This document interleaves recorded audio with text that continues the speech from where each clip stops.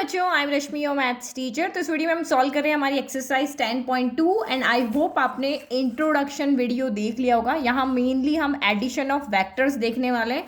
तो पूरा यहाँ पे 7 पेज का इंट्रोडक्शन था, आपने एक बार देख लिया, नहीं समझ में आया कोई बात नहीं। हम जब जब क्वेश्चन करेंगे तब तब क्या क्या मैथड क्या क्या फॉर्मूलाज लगाएंगे वो मैं आपको फिर से इंट्रोडक्शन में दिखा दी जाऊंगी, ठीक है। तो फर्स्ट क्वेश्चन क्या है, compute the magnitude of the following vectors. तो आपको यहाँ पे जो वेक्टर्स दिए, vector A, vector B, vector C, इनके मैग्नीट्यूड निकालने हैं। तो मैग्नीट्यूड निकालने का क्या फॉर्मूला, मैग्नीट्यूड मतलब क्या हो गया, डिस्टेंस हो गया, लेंथ हो गया। तो मैग्नीट्यूड को हम मॉड्यूलस से डिनोट करते हैं। मैग्नीट्यूड यहाँ पे क्या आ जाएगा, मॉड्यूलस। और इसको हम फाइंड करने का हमारे पास फॉर्मूला होता है जो आई कैप, जे कैप, के कैप, इनके जो कॉफिशिएंट है उनका होल स्क्वायर कर दो। तो जनरल इक्वेशन जो होती है उसको हम ऐसे लिखते हैं, एक्स आई कैप प्लस वाई जे कैप प्लस आपका यहाँ पे जेड के कैप हो जाता है ना। ये हम वेक्टर को इस तरह से जनरल फॉर्म में लेते हैं। तो आपको मैग्नीट्यूड निकालना है, उसका फॉर्मूला होता है X square plus Y square plus Z square का होल रूट हो जाता है। तो ये वैल्यू जो होती है वो हमारी स्केलर वैल्यू होती है। स्केलर वैल्यू मतलब आपको एक नंबर आंसर में मिलेगा। तो मैग्नीट्यूड निकालने का हमारे पास ये वाला फॉर्मूला होता है। समझ गए, यहाँ पे कुछ भी दिक्कत नहीं है। अब आप यहाँ पे इस क्वेश्चन को पॉज कर दो वीडियो और खुद से आप इसको सॉल्व करो। तो फर्स्ट पार्ट में जो हमारा वेक्टर है वो क्या है, यहाँ पे ले लो 1। इसका स्केलर कौन है, मतलब x क्या है यहाँ पे, तो x आपका यहाँ पर 1 है, ठीक है। फिर आई कैप हो गया, फिर जे के साथ भी कुछ नहीं है तो यहाँ पे भी 1 लिख दिया, और के साथ भी कुछ नहीं तो यहाँ पे भी हमने 1 लिया। अब आप इसको स्टैंडर्ड इक्वेशन से या जनरल इक्वेशन से कंपेयर करोगे तो यहाँ पे आपका x कितना है, 1 है, y कितना है, 1 है, और z कितना है, 1 है। तो मैग्नीट्यूड यानी मॉड्यूलस ऑफ वेक्टर ए कितना हो जाएगा, under root of X square plus Y square plus Z square हो जाएगा, यानी कि 1 square plus 1 square plus 1 square. 1 square तो 1 ही होता है, ये देखो यहाँ पे। तो ये आपका कितना, 1 square plus 1 square plus 1 square, यानी 1 प्लस 1 प्लस 1 यानी कि √3 हो गया। तो this is the magnitude of vector A. Easy. चलो नेक्स्ट हम यहाँ पे देखते हैं अब वेक्टर बी को। तो वेक्टर बी हमारा यहाँ पे क्या कह रहा है, 2 आई कैप, फिर हम प्लस जो हमारा स्टैंडर्ड फॉर्म है उसी में लिखते हैं ताकि हमें वाई पता चल जाए। तो ये माइनस का 7 जे कैप हो गया, फिर प्लस माइनस का 3 आपका यहाँ पे के कैप हो गया, है नी। तो ये कितना हो गया, एक्स हो गया, ये वाई हो गया, ये जेड हो गया। अब आप वेक्टर बी का मैग्नीट्यूड निकालेंगे तो क्या जगह, under root of 2 square plus -7 square plus -3 का स्क्वायर हो गया। तो 2 का स्क्वायर 4 हो गया, 7 का स्क्वायर 49 हो गया, और 3 का स्क्वायर कितना हो गया, 9 हो गया। माइनस है ना, माइनस का स्क्वायर तो प्लस हो जाता है, तो हमें सिर्फ नंबर का स्क्वायर करना है। तो ये आपका 49 प्लस 4 आपका यहाँ पर हो गया 53, और ये 53 प्लस 9 आपका 62 हो गया। तो ये हमारा आंसर हो गया। चलो अब हम थर्ड का भी निकाल लेते हैं। तो थर्ड वेक्टर आपका यहाँ पे क्या है, ये रहा 1/√3, 1/√3 वाला है ना। तो ये वेक्टर सी हमारा यहाँ पर है 1/√3 आई कैप प्लस 1/√3 जे कैप। यहाँ माइनस से हम प्लस कर देते हैं, माइनस का 1/√3 के कैप हो गया। करो हमें इसका मैग्नीट्यूड निकालना है। तो मैग्नीट्यूड ऑफ वेक्टर सी कितना हो जाएगा, वही X square plus Y square plus Z square. तो ये हो गया 1/√3 का स्क्वायर, फिर प्लस 1/√3 का स्क्वायर, फिर प्लस माइनस 1/√3 का होल स्क्वायर हो गया। चलो करो। तो ये आपका, ये इसको सॉल्व करने का बहुत इजी तरीका देखो, 3 टाइम्स 1/√3 है ना, पॉजिटिव ही आएगा। चलो इसको सॉल्व कर ले पहले। 1 का स्क्वायर 1, √3 का स्क्वायर 3, 1 का स्क्वायर 1, √3 का स्क्वायर 3, फिर प्लस माइनस का स्क्वायर प्लस हो गया 1, और 1 का स्क्वायर 1 और √3 का स्क्वायर 3। तो 3 टाइम्स आपका 1/3 आ रहा है, तो 3 टाइम्स 1/3 लिया है ना। इजीली कोई एलसीएम लेने की जरूरत नहीं, सेम नंबर है, कितनी बार आ रहा है, 3 टाइम आ रहा है, तो 3 से मल्टीप्लाई कर दो। 3 से 3 कैंसिल हो गया, √1, तो √1 आपका यहाँ पर कितना आ गया है, 1 आ गया। ईजी, कोई दिक्कत नहीं हुई, हमने इजीली सॉल्व कर लिया। Now question 2। Now question number 2, 1 mark का क्वेश्चन है ये। Right 2 different vectors having same magnitude. आपको 2 अलग अलग वेक्टर्स लिखने हैं लेकिन उनका मैग्नीट्यूड सेम होना चाहिए।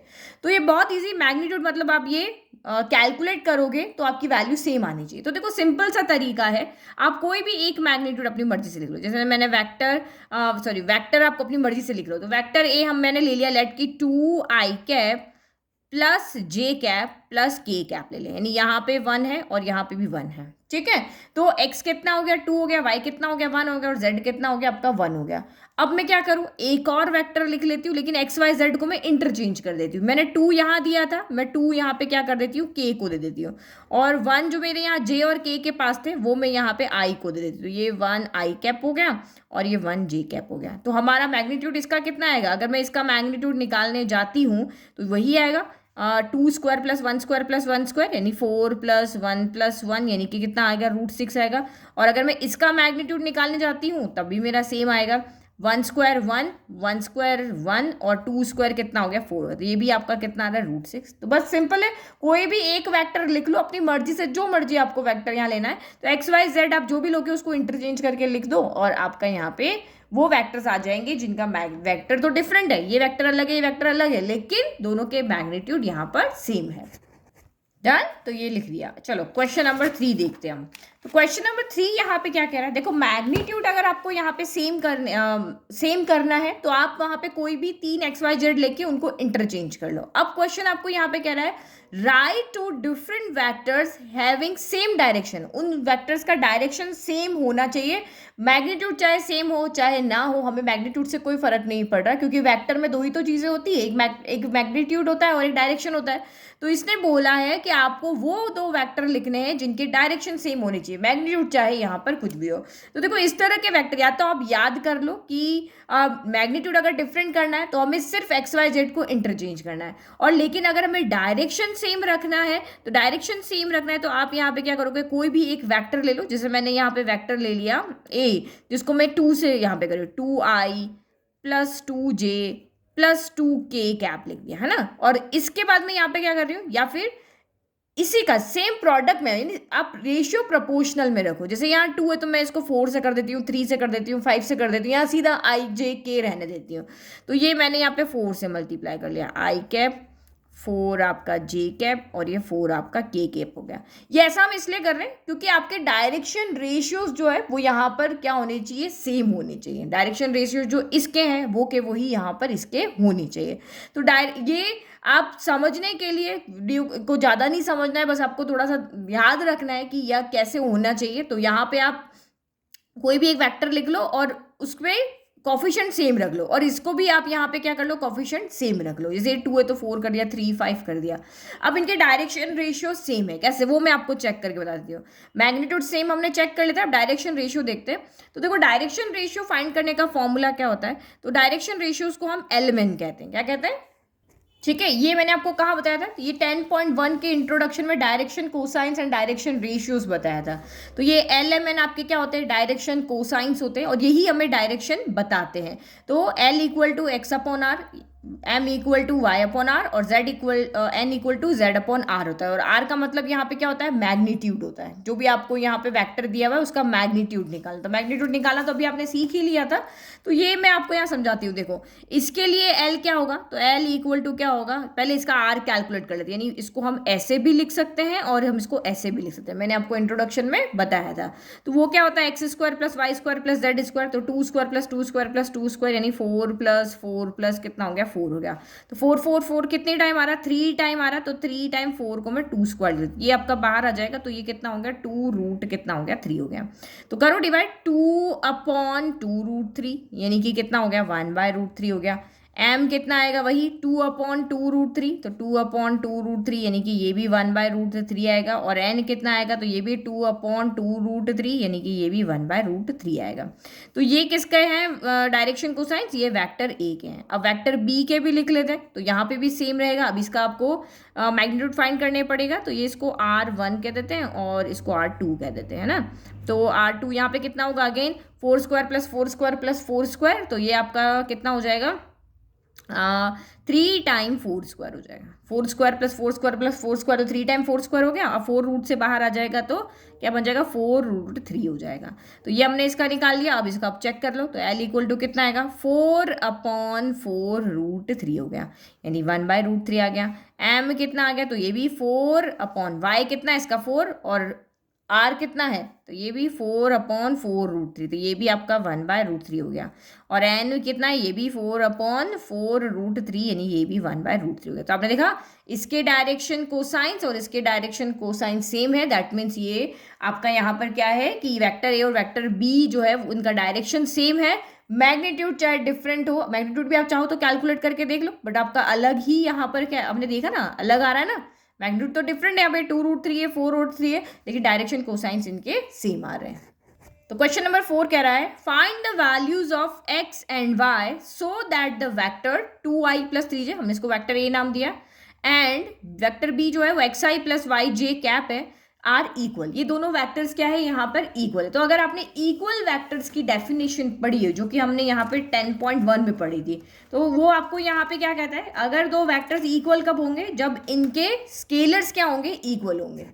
ये देखो हमने पढ़ा था, मैंने आपको कहा ना जहाँ का जहाँ बताऊंगी, तो आपने कहा कि भाई एक्स वाई की वैल्यू फाइंड करो जब ये दोनों वेक्टर्स इक्वल है। तो इक्वल वेक्टर्स कब होते हैं, जब उनका मैग्नीट्यूड भी सेम हो और उनका डायरेक्शन भी सेम हो। तो मैग्नीट्यूड भी सेम हो और डायरेक्शन भी सेम हो, दोनों सेम कब होंगे, जब इसका एक्स वाई इसके एक्स वाई के क्या होना चाहिए, इक्वल होना चाहिए। तो जब हम यहाँ पे क्या करेंगे, आपको क्वेश्चन में दिया हुआ है कि सिंस वेक्टर ए जो है वो वेक्टर बी के इक्वल है, तो आप यहाँ पे कोफिशिएंट को क्या करोगे, कंपेयर करोगे भाई आई कैप का आई कैप से, जे के का जे से।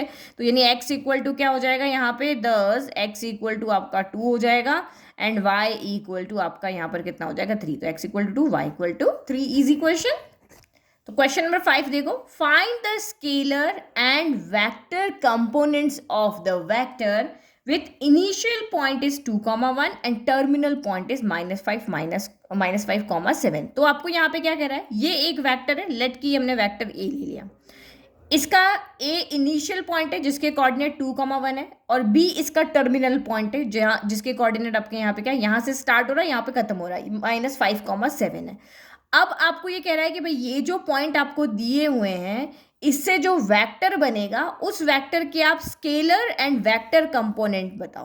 तो पहले हमें इससे क्या करना पड़ेगा, वेक्टर निकालना पड़ेगा। तो आप यहाँ पे देखो वेक्टर जॉइनिंग 2 पॉइंट्स, ये हमने इंट्रोडक्शन में पढ़ा था कि कोई भी एक वेक्टर अगर हमें निकालना है जिसके दो इनिशियल पॉइंट और टर्मिनल पॉइंट आपको दिए हुए हों, तो हम वेक्टर कैसे निकालते हैं कि x2 - x1 आई के हमेशा ही, क्योंकि जो स्टार्ट हो रहा है वो नंबर कम होगा और जहाँ पे खत्म हो रहा है वो नंबर क्या होगा, बड़ा होगा। तो this minus this I cap, y2 - y1 j cap, z2 - z1 और आपका k कैप हो जाएगा, ठीक है। फिर आप जब इसको सॉल्व करोगे तो ये क्वांटिटी आपकी स्केलर कहलाती है और ये आपकी वेक्टर कहलाती है। स्केलर में ओनली नंबर चाहिए और वेक्टर में आपको डायरेक्शन भी चाहिए और मैग्नीट्यूड भी चाहिए ना, दोनों चाहिए ना, तो यही होगा। तो पहले हम यहाँ पे क्या कर ले, हम एक वेक्टर बना लें। तो वेक्टर आपका हमने इसको ए कैप लिया तो ए कैप ले लिया है ना। अब करो सब्ट्रैक्ट यहाँ पे, दिस माइनस दिस, लेट की ये x1 y1 है और ये आपका x2 y2 है। तो फॉर्मूला लिख लें, ठीक है। तो मैंने यहाँ पे लिख दिया x2 - x1 -5 - 2 y2 - y1 7 - 1 j cap हो गया। तो वेक्टर ये कितना हो गया, माइनस माइनस प्लस होता है, तो 5 + 2 7 यानी माइनस का 7 आ गया, माइनस का 7 आई कैप, और ये 7 - 1 कितना हो गया, तो ये 6 हो गया, तो ये 6 j कैप हो गया। अब आपको बताना है स्केलर कॉम्पोनेंट्स कौन सा है। तो एक्स वाई आपके स्केलर कॉम्पोनेंट्स होते हैं। स्केलर में और क्या होता है, स्केलर में खाली आपकी नंबर होता है, उसमें कोई डायरेक्शन नहीं होता। तो स्केलर कंपोनेंट आपके क्या हो गए, -7 और ये 6 हो गया, तो ये -6,6 आपके स्केलर हो गए। अब आपको कहेंगे वेक्टर कंपोनेंट, तो वेक्टर में आपको ये भी चाहिए और डायरेक्शन भी चाहिए, तो ये आपका वेक्टर कंपोनेंट हो गए, तो जिसमें आपको डायरेक्शन भी लिखने पड़ेंगे। तो कितना गया, -7 आई कैप ये है एक, और एक आपका 6 j कैप है, ये दोनों आपके हो गए स्केलर कंपोनेंट और ये वेक्टर कंपोनेंट, ये याद रखना। चलो नेक्स्ट। तो क्वेश्चन नंबर 6 यहाँ कह रहा है, क्या कह रहा है, find the sum of the vectors. आपको ये 3 वेक्टर दिए, vector A, vector B, vector C, इनका आप सम करो। तो सम करना बहुत ईजी है। आई का, जैसे हम एक्सिस में नहीं करते थे, एक्स का एक्स के साथ करते थे, वाई का वाई के साथ करते थे। अगर हम 2D की बात करते थे यहाँ पे, तो एक्स का एक्स के साथ ऐड करते थे, वाई का हम वाई के साथ करते थे। तो सेम यहाँ पे भी आपको ऐसे ही करना है।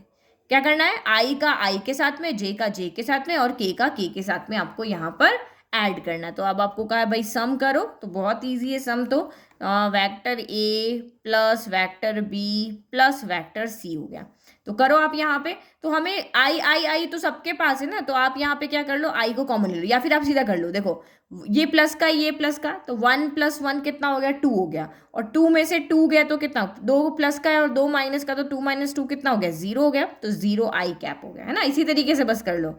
फिर अब आप जे को करो, तो ये प्लस का है तो इसको रहने दो, ये माइनस माइनस प्लस होता है, तो 6+2 8 हो गया, लेकिन माइनस का 8 + 4 कितना हो गया, तो -8 + 4 -4 हो गया, तो यहाँ पे आपका कितना आएगा, -4 जे कैप हो गया, ठीक है।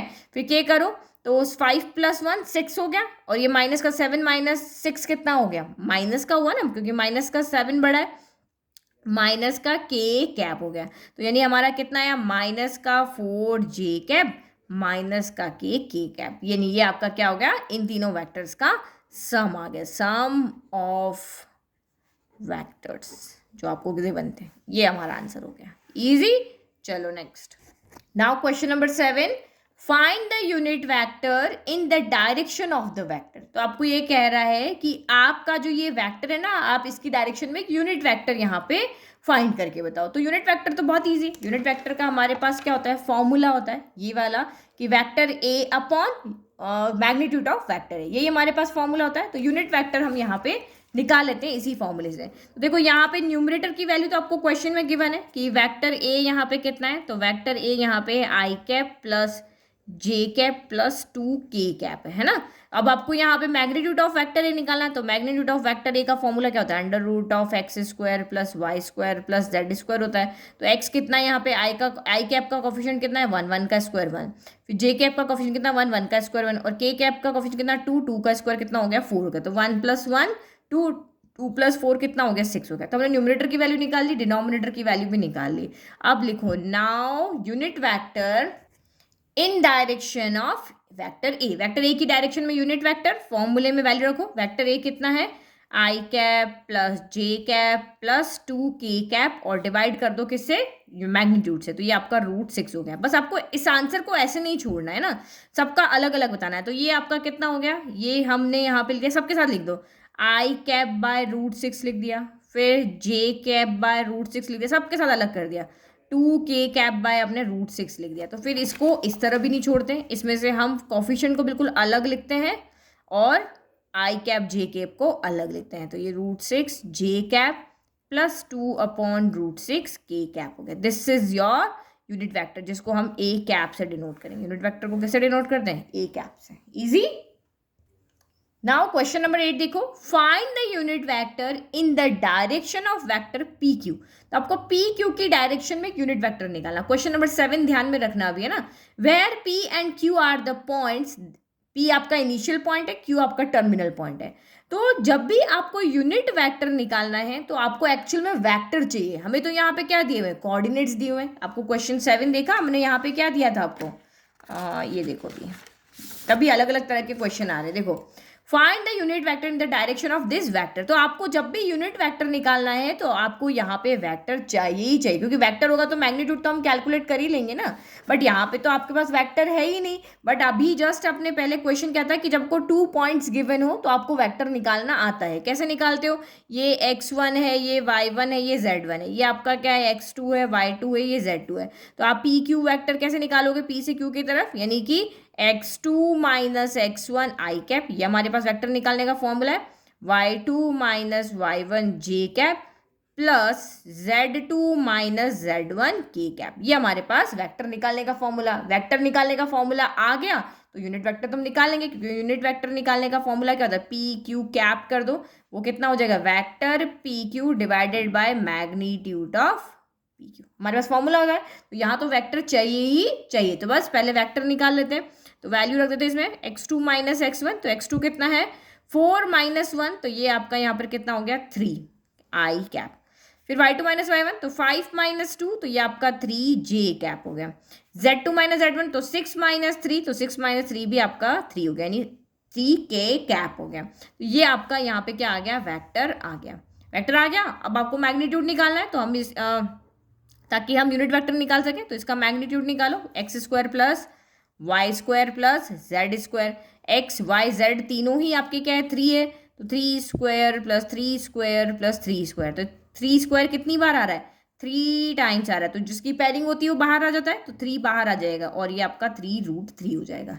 ठीक है, तो हमने यहाँ पे वेक्टर भी निकाल लिया और मैग्नीट्यूड भी निकाल दिया। नाउ यूनिट वेक्टर लिखो, फॉर्मूला लिख लिया, अब आप यहाँ पे वैल्यू दो। तो इसको यूनिट वेक्टर को हम पी क्यू कैप से डिनोट करना है। पी क्यू ये लिखो आप यहाँ पे 3i cap plus 3j cap plus 3 आपका k कैप हो गया, डिवाइड में मैग्नीट्यूड करो तो 3√3 हो गया। अब आंसर को ऐसे नहीं छोड़ना है ना, हमें एक वेक्टर की फॉर्म में आंसर रख के छोड़ना है। 3/3√3 आई कैप, ये तो मैं आपको पहले समझा चुकी हूँ, है ना। इतने समझदार तो मेरे बच्चे हैं कि बार बार एक चीज़ को समझाने की ज़रूरत नहीं है, क्योंकि वीडियो को क्या कर रहे हैं, वो ध्यान से देख रहे, समझ रहे, बीच बीच में डिस्ट्रैक्ट नहीं हो रहे कि शॉर्ट वीडियो देखने चले जाएं या ऐसे कुछ ना। आराम से पढ़ रहे हो ना, पुराना नहीं भूलना है। तो 3 से 3 कैंसिल, 1/√3 आई कैप, 3 से 3 कैंसिल, 1/√3 जे कैप, 3 से 3 कैंसिल, 1/√3 के कैप हो गया। This is your unit vector in direction of vector P Q. तो हमने जब सीधा हमें वेक्टर दिया होगा तो हम ये सिर्फ ये वाला प्रोसेस करेंगे। अगर हमें वेक्टर नहीं दिया है, हमें पॉइंट्स दिए हैं, इनिशियल पॉइंट, टर्मिनल पॉइंट्स, तो हम पहले वेक्टर बनाएंगे, फिर हम यूनिट वेक्टर फाइंड करेंगे। नाउ क्वेश्चन नंबर 9, अब इसने भी यूनिट वेक्टर ही निकालने के लिए कहा है, बट कुछ और कह के। For given vectors vector A and vector B, find the unit vector in the direction of the vector this, vector A plus vector B. अभी आपको सबसे पहले सिंपल वेक्टर दिया था क्वेश्चन 7 में, यूनिट वेक्टर निकालना था, हमने कर दिया। दूसरे में आपको पॉइंट्स दिए थे, इनिशियल पॉइंट, टर्मिनल पॉइंट, और आपको कहा था यूनिट वेक्टर निकालो, तो हमने पहले वेक्टर बनाया, फिर उसका यूनिट वेक्टर निकाला। अब आपको ये कह रहा है कि आप vector A plus vector B करो और इसकी डायरेक्शन में यूनिट वेक्टर निकालो। तो हमें चाहे प्लस करने को कहे, चाहे सब्ट्रैक्ट करने को कहे, हमें एक रिजल्टेंट वेक्टर यहाँ पे चाहिए। ना इसका निकालना है ना इसका निकालना है, हमें इन दोनों के एडिशन का यूनिट वेक्टर निकालना है। तो कर लेते, पहले हम इनको ऐड कर लेते हैं। तो vector A plus vector B, तो अभी आपको ऐड करना तो पहले सिखाया ही था ना, आई का आई से करेंगे, तो 2 - 1 कितना हो गया, 1, तो यहाँ पे आई बच गया। फिर 1 - 1, तो ये आपका यहाँ पे तो 0 हो गया, 0 जे कैप, और 2 में से 1 गया, 2k में से 1 k जाएगा, तो कितना बचेगा, एक ही तो k बचेगा, तो ये प्लस आपका यहाँ पर k कैप बच गया, यानी कि वेक्टर है। आप ये तो कर लोगे ना, 2i में से 1 i गया तो एक ही तो i बचा, 1i में से 1 i, 1 j में से 1 j चला गया तो 0 बच गया, 2 में से 1 गया तो ये बच गया। तो vector a plus vector b equal to I cap plus आपका k कैप हो गया, यानी ये हमारा रिजल्टेंट वेक्टर है। तो हम इसको यहाँ पे क्या कर लेते हैं, मैं इसको कोई और वेक्टर नाम देती हूँ, हम बार बार ये नहीं लिखेंगे, ये लिख लेते हैं, ये जो वेक्टर सी लिखा ना। अब हमें इसका यूनिट वेक्टर निकालना है। अब यूनिट वेक्टर निकालना है तो पहले मैग्नीट्यूड निकालें, तो मैग्नीट्यूड लिख लें, मैग्नीट्यूड ऑफ वेक्टर सी। तो मैग्नीट्यूड ऑफ वेक्टर सी को हम किससे डिनोट करेंगे, सी कैप से, और वो कितना होगा, सिर्फ x² plus y² plus z²। तो इसमें y तो है ही नहीं, सिर्फ x और y, 1 1 है, तो 1² प्लस 1², 1 + 1, यानी कि कितना हो गया, √2 आ गया। चलो अब यूनिट वेक्टर निकालने का फॉर्मूला लिख लेते हैं। अब हमारे पास वेक्टर भी है, मैग्नीट्यूड भी है, कर लेते हैं डिवाइड। ओके, तो ये यहाँ मैंने गलत लिख लिया, यूनिट वेक्टर को हम सी कैप से डिनोट करते हैं, मैग्नीट्यूड को नहीं करते ना। मैग्नीट्यूड को तो हम किससे डिनोट करते हैं, यहाँ पे लिखो तो मॉड्यूलस ऑफ वेक्टर्स, इससे डिनोट करते हैं ना। तो चलो करो अब इसको सॉल्व। तो ये हमारा यूनिट वेक्टर का फॉर्मूला हो गया। वेक्टर सी की वैल्यू कितनी है, तो ये है आई कैप प्लस के कैप है, और डिवाइड में मैग्नीट्यूड कितना है, तो ये आपका यहाँ पर √2 है। तो बस अब आप इसको यहाँ पे क्या कर लो, सेपरेट कर लेते हैं। तो ये 1/√2 आई कैप हो गया, और ये 1/√2 आपका के कैप हो गया। This is the unit vector of vector A plus vector B. Now question number 10 देखो, इंपॉर्टेंट क्वेश्चन है ना। Find a vector in the direction of this vector, यानी ये हमारा वेक्टर ए है। वेक्टर ए कितना है, 5i कैप माइनस जे cap plus 2k cap. तो इसकी डायरेक्शन का हमें यहाँ पे क्या निकालना है, एक वेक्टर निकालना है, लेकिन उसका मैग्नीट्यूड क्या होना चाहिए, 8 होना चाहिए। क्या होना चाहिए, इसका मैग्नीट्यूड 8 होना चाहिए। बहुत सारे तरीके से क्वेश्चन हो सकता है, यूनिट वेक्टर की हेल्प से हो सकता है, और भी बहुत सारे तरीके हैं, लेकिन मैं आपको सबसे सिंपल तरीका बताती हूँ। देखो, ये जो वेक्टर है इसका मैग्नीट्यूड हम निकाल सकते हैं। यहाँ पे इसका मैग्नीट्यूड यहाँ पे कितना हो जाएगा, x² plus y² plus z², 5² 25 हो गया, -1 का स्क्वायर 1 हो गया, और 2 का स्क्वायर कितना हो गया, यहाँ पे 4 हो गया। तो यानी कि इसका जो हमारे पास वेक्टर आ रहा है वो यहाँ पे कितना आ रहा है, √30 आ रहा है। ठीक है, अब हमें क्या करना है, ये जो वेक्टर है इसी की डायरेक्शन का एक वेक्टर निकालना है जिसका मैग्नीट्यूड जो है वो क्या होना चाहिए, 8 होना चाहिए। तो आपने मैंने आपको पढ़ा था multiplication of a vector by a scalar. अगर हम किसी भी वेक्टर को किसी स्केलर से मल्टीप्लाई करते हैं तो उसका डायरेक्शन चेंज भी हो सकता है, नहीं भी हो सकता है, ये भी मैंने बताया था। ये देखो, अगर आपने पॉजिटिव से मल्टीप्लाई किया तो डायरेक्शन वही है जो इसका था, वही है, लेकिन आपने नेगेटिव से मल्टीप्लाई किया तो वो डायरेक्शन क्या हो जाएगा, उल्टा हो जाएगा।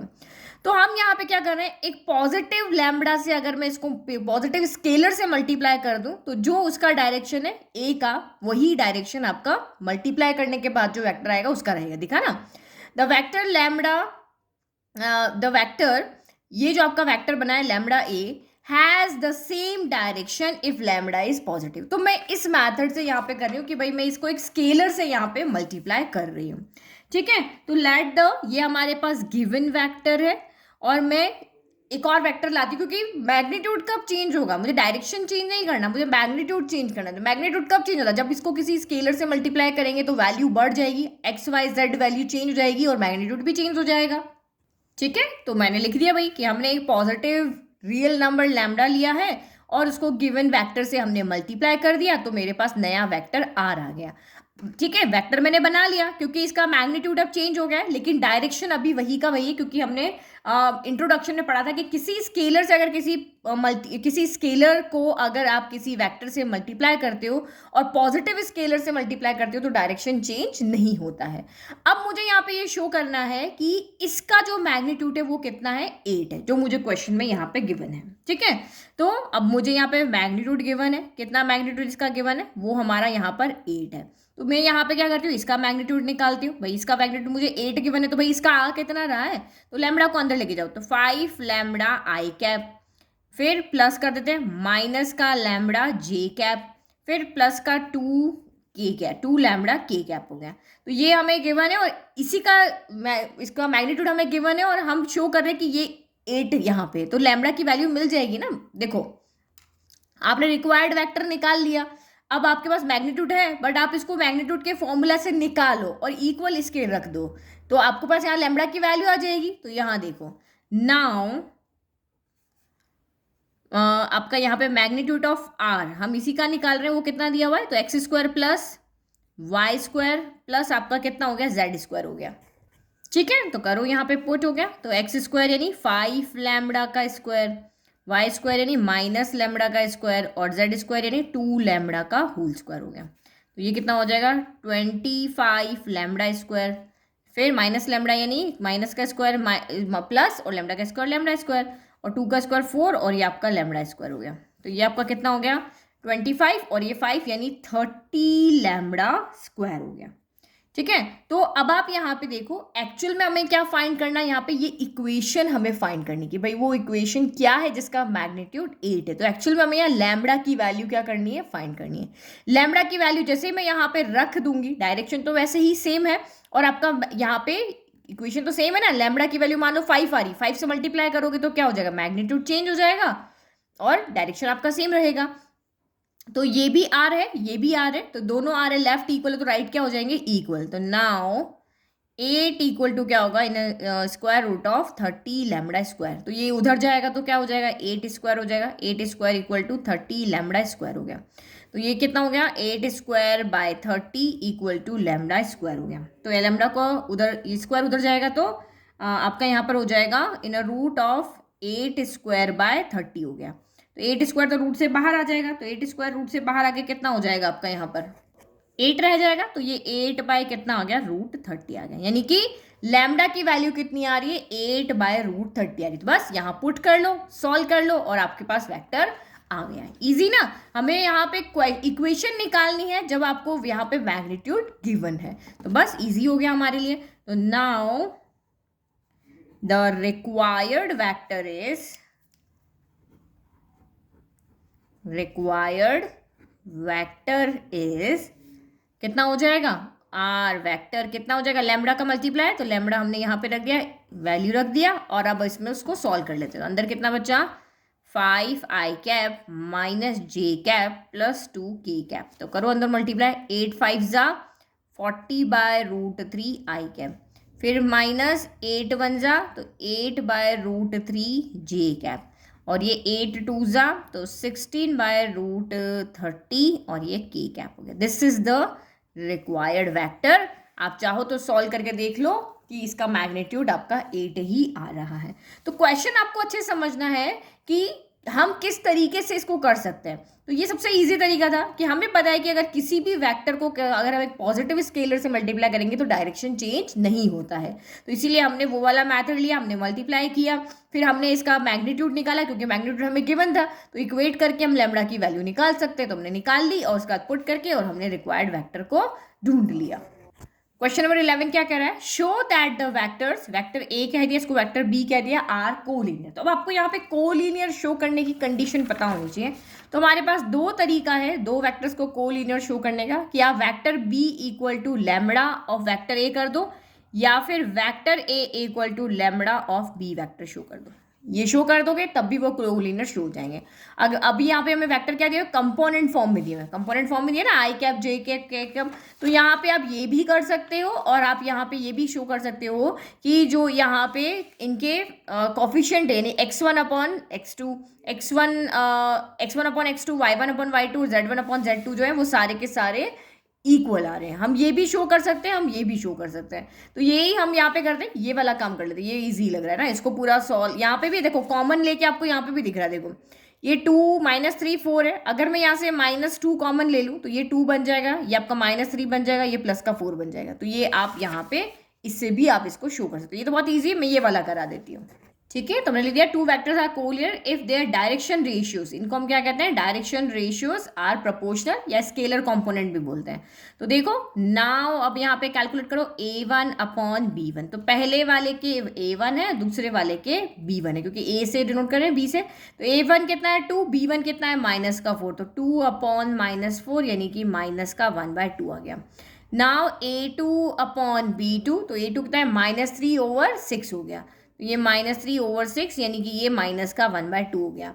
और a3/b3 यानी 4/-8 हो गया, तो a3/b3 इक्वल टू 4/-8, तो ये भी हो गया -1/2। 2 के टेबल में कैंसिल 1 टाइम, ये 2 टाइम, ये 3 के टेबल में कैंसिल 1 टाइम, ये 2 टाइम, ये 4 के टेबल में कैंसिल 1 टाइम, ये 2 टाइम। तो आ रहा है ना आपका सारा का सारा सेम, तो इसका मतलब ये है कोलिनियर।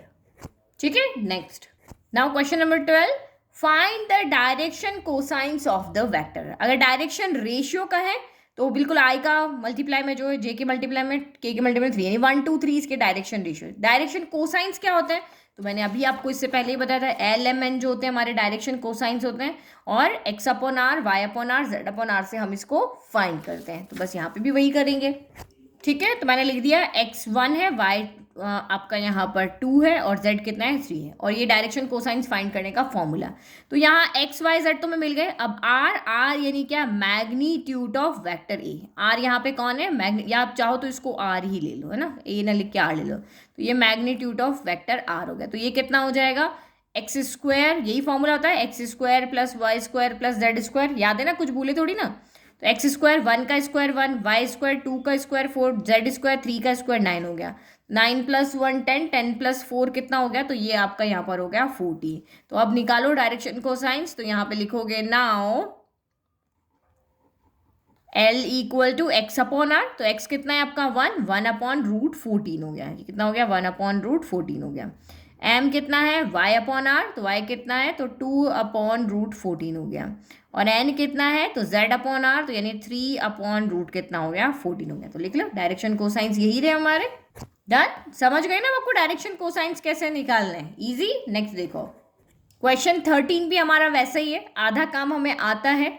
देखो find the direction cosines of the vector, किसका, उस वेक्टर के डायरेक्शन कोसाइंस निकालने हैं जो पॉइंट ए और पॉइंट बी को ज्वाइन करने से बन रहा है। तो अब ये वेक्टर कहाँ से है, A to B है, A to B है, तो ये इनिशियल पॉइंट है और ये आपका टर्मिनल पॉइंट है। तो डायरेक्शन कोसाइंस निकालने के लिए आपको क्या चाहिए, आपको पता है L इक्वल टू क्या होता है, x/r। तो r कहाँ से लाओगे, मैग्नीट्यूड तो अब तभी लाओगे ना जब आपके पास एक वेक्टर होगा। तो 2 पॉइंट से बनने वाला वेक्टर का फॉर्मूला तो आपको पता ही है, हमने पहले किया है। डायरेक्शन कोसाइंस निकालने के लिए हमें सबसे पहले वेक्टर चाहिए। वेक्टर ही नहीं है तो हम डायरेक्शन कोसाइंस कैसे निकालें? तो इस वेक्टर को निकालने का हमारे पास फॉर्मूला है। अगर आपको 2 पॉइंट यहाँ पे दिए हुए तो क्या होगा, x2 माइनस x1 आई कैप, y2 माइनस y1 जे कैप और z2 माइनस z1 के कैप हो गया। इस तरह से हम वेक्टर बना लेंगे, उसके बाद जो हमने क्वेश्चन 12 में किया एज इट इज करेंगे। ठीक है, तो मैंने यहाँ पे फॉर्मूला लिख दिया कि we have to find vector A B, तो वेक्टर ए बी का ये फॉर्मूला। अब वैल्यू रखो इसमें, vector A B equal to x2 minus x1, तो लिख लेते चलो -1 फॉर्मूले का माइनस x1 कितना है 1 आई कैप हो गया, y2 माइनस y1 तो -2 हो गया, -2 जे कैप हो गया, फिर z2 माइनस z1 तो 1 माइनस फॉर्मूले का और ये -3 तो ये माइनस माइनस प्लस हो गया और ये के कैप। भाई 12th क्लास के स्टूडेंट हो, ये तो चीज़ें नहीं समझानी पड़ेगी आपको, है ना। तो ये वेक्टर ए बी कितना हो गया, माइनस माइनस प्लस होता है तो 1 + 1 2, लेकिन माइनस साथ में आएगा -2 आई कैप। फिर माइनस माइनस यहाँ पे भी प्लस होगा, लेकिन साइन क्या होगा, नेगेटिव आएगा, तो प्लस माइनस माइनस 2 + 2 4 और 3 + 1 अगेन आपका 4 के कैप हो गया। तो ये अब हमें वेक्टर मिल गया। अब आपको डायरेक्शन कोसाइंस निकालना है, तो जैसे क्वेश्चन 12 में क्या एज इट इज वहाँ पे कर लो। डायरेक्शन कोसाइंस क्या होते हैं, लेट एलिमेंट जो है वो डायरेक्शन कोसाइंस है। ठीक है, तो मैंने यहाँ पे लिख दिया और एक्स वाई जेड इसमें से निकालिए, जो आपके डायरेक्शन रेशियोज हैं वो आपके एक्स वाई जेड है, -2 -4 और 4। चलो अब यहाँ पे आर निकालते, तो आर एक्चुअल में यहाँ पे क्या है, मैग्नीट्यूड ऑफ ए बी है। जो भी वेक्टर आपको जिसका डायरेक्शन आपको कोसाइंस निकालना है, उसका यहाँ पे आपको क्या निकालना है, मैग्नीट्यूड निकाल लेना है। तो वेक्टर ए बी का मैग्नीट्यूड क्या हुआ, वही x² + y² + z² हो जाएगा। तो x² -2 का स्क्वायर 4 हो गया, -4 का स्क्वायर 16 हो गया, फिर 4 का स्क्वायर अगेन 16 हो गया, तो 16 + 16 32 + 4 36 हो गया। तो यानी कि √36, तो ये तो रूट से बाहर आ जाएगा क्योंकि आपका क्या हो गया 6 हो गया। नाउ अब आप डायरेक्शन कोसाइंस निकालो, L = x/r यानी -2 आपका कितना हो गया, यहाँ पर 6 हो गया, तो -2 आपका 6 हो गया। तो -2/6 यानी माइनस का 1/3, 2 के टेबल में 1 टाइम, ये 3 टाइम। फिर m = कितना हो गया, y/r, तो y कितना है, माइनस का 4/6 हो गया, 2 2 ज़ा 4 2 3 ज़ा 6, तो ये हो गया माइनस का 2/3 हो गया। फिर n = आपका कितना हो गया, तो ये आपका यहाँ पर हो गया z/r, तो z कितना है 4/6 हो गया, यानी 2 2 ज़ा 4 2 3 ज़ा 6 हो गया। तो ये हमने यहाँ पे एलिमेंट निकाले, तो यही हमारे डायरेक्शन कोसाइंस है। ठीक है, फाइनल आंसर लिखना मत भूलना आप यहाँ पे। नेक्स्ट क्वेश्चन देखो, क्वेश्चन नंबर 14 यहाँ क्या कह रहा है, शो दैट द वेक्टर आपका यहाँ पे क्या है, आई cap + J cap + K cap is equally inclined to the axes OX OY OZ। तो आपको ये दिखाना है कि ये जो वेक्टर है ये इस तीनों एक्सिस के साथ में इक्वली इंक्लाइंड है, मतलब इक्वल एंगल बना रहा है। इस तरीके से आप समझ लो। जैसे मैं आपको यहाँ पे 3 डायमेंशन दिखाती हूँ। एक ये है, एक हमने यहाँ पे x ले लिया, एक y ले लिया और एक आपका यहाँ पे z ले लेते हैं, तो ये आपका z है। ऐसे होता है ना, कमरे का कॉर्नर ऐसा होता है। अब एक पॉइंट यहाँ पे है P, ये पॉइंट जो पेन का नोक दिख रहा है ना आपको, वो तो ये जो पॉइंट है वो x एक्सिस के साथ, y के साथ, z के साथ इक्वली इंक्लाइंड है, मतलब इक्वल एंगल बना रहा है। तो आप कैसे शो करोगे कि ये सब इक्वली इंक्लाइंड है, तो अगर आप यहाँ पे शो कर दो कि जो भी डायरेक्शन कोसाइंस आ रहे हैं, अगर वो तीनों इक्वल आ रहे हैं। डायरेक्शन कोसाइंस का मतलब क्या होता है, यहाँ देखो फिर से, अगर भूल गए तो ये जो आपका P पॉइंट है, ठीक है, ये हमने यहाँ पे वेक्टर बनाया हुआ है। यहाँ पे क्या आपका दिया हुआ है, ये वेक्टर की फॉर्म में दिया हुआ है, ये रहा आई कैप + जे कैप के कैप। तो ये जो आपका OP जो पोजीशन वेक्टर है, आपको यहाँ पे ये कह रहा है कि भाई ये जो वेक्टर है वो तीनों के साथ इक्वली इंक्लाइंड है। इक्वली इंक्लाइंड मतलब जो ये OP जो है वो एक्सिस के साथ अल्फा एंगल बना रहा है, इसके साथ बीटा बना रहा है, इसके साथ गामा बना रहा है। तो ये तीनों एंगल आपके अगर सेम है तो इसका मतलब वो इक्वली सबके साथ इंक्लाइंड है। तो ये हम कैसे शो करेंगे, तो आप यहाँ देखो अल्फा बीटा गामा के ही तो हमने कॉसाइंस निकाले थे, cos alpha cos beta cos gamma. तो ये है क्या हमारे x/r क्या है, L है, y/r क्या है, M है, z/r क्या है, N है। अगर तीनों के ही cos alpha cos beta cos gamma तीनों ही इक्वल आ जाते हैं, यानी एलिमेंट इक्वल आ जाते हैं, यानी डायरेक्शन कोसाइंस इक्वल आ जाते हैं, तो हम कह देंगे कि ये इक्वली इंक्लाइंड। एलिमेंट है क्या एक्चुअल में, जो आपका यहाँ पे वेक्टर इन एक्सिस के साथ में एंगल बना रहा है, उनकी कॉस की जो वैल्यू है, अगर ये यहाँ पे 90 डिग्री एंगल बना रहा है तो cos 90 जो है वो आपका डायरेक्शन कोसाइन है।